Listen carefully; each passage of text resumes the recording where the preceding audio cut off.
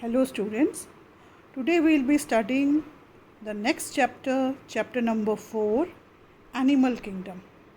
So this is a very vast kingdom showing so much of variations. I am sure you will love to study this Animal Kingdom. So let's begin.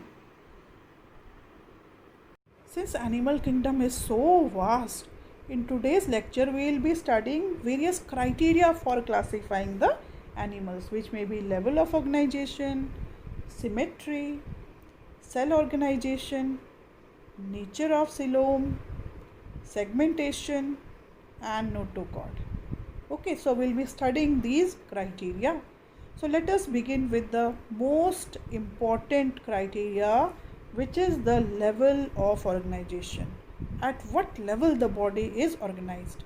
So animals may be as simple as showing only cells in their body, and that is cellular level of organization. Then in cellular level of organization, like you can see here sponges, then comes the tissue level organization, then organ and organ system. Let's see. Here you can see these are sponges, very simple, showing only cellular level of organization. Their body is so simple. Then comes the another level, that is tissue level. In coelentrates like jellyfish, their body has got various tissues, so they are showing tissue level of organization. After tissue level, it's the organ level of organization, like in flatworms, platyhelminths. Their body has got small organs, so we say they have got organ level of organization. But all other phyla, they have well developed organ systems, so we say they have organ system level of organization.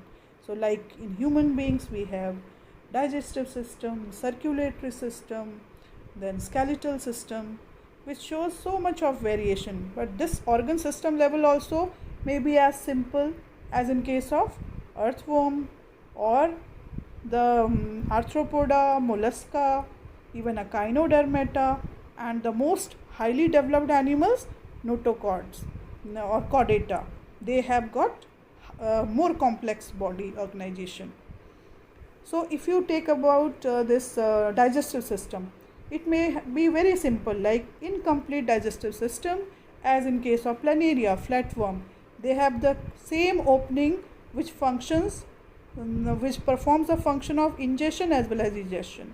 Whereas in human beings we have the mouth for ingestion and anus for egestion. Now you can see circulatory system also, which may be very simple, like open circulatory system or complex closed circulatory. Now the next criteria for classification is the type of symmetry. Like when any organism can be cut into two equal parts, we say it is symmetrical. So based on the symmetry, the animals can be asymmetrical, showing asymmetry, as in sponges they cannot be cut into two equal parts from any plane.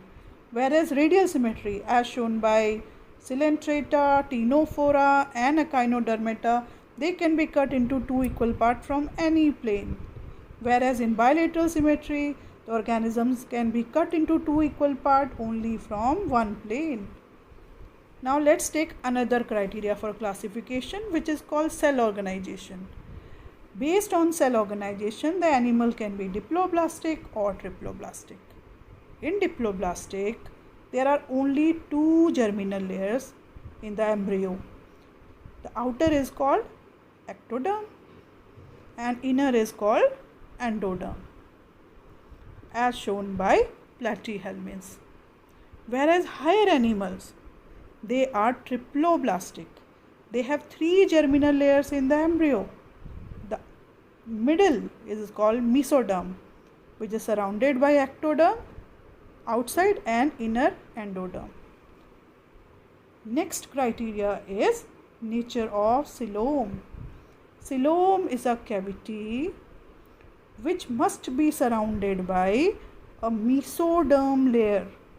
So based on the presence or absence of coelom, the animals can be coelomate, acoelomate or pseudocoelomate. So let's see what are they. First, let us take coelomate. In these animals, there is a true cavity, true coelom. For example, in case of Annelida, Mollusca, Arthropoda, and Echinodermata, as well as all other higher animals like Hemichordata and Chordata. Whereas in case of platyhelminths, they don't have any coelom cavity, so they are called acoelomate. Whereas in aschelminths, that is Nematoda, they have the cavity which is false cavity, and it is present only in the form of small pouches. These pouches are surrounded by mesoderm. A true cavity is not there. That's why they are called pseudocoelomates. It is a characteristic feature of aschelminths. Now we come to the next criteria, that is called segmentation. So the true segmentation, that is external as well as internal division, is called as metamerization or metamerism. So this metamerism is a characteristic feature of Annelida, where their body has got metameric segments. Now the most important criteria for classification is based on the presence or absence of a rod-like structure on the dorsal part of the body, which is called notochord. So based on the presence or absence of this notochord, we say organisms either are chordate or non-chordates. So you can see here, on left side they are chordates, and on right side these are non-chordates.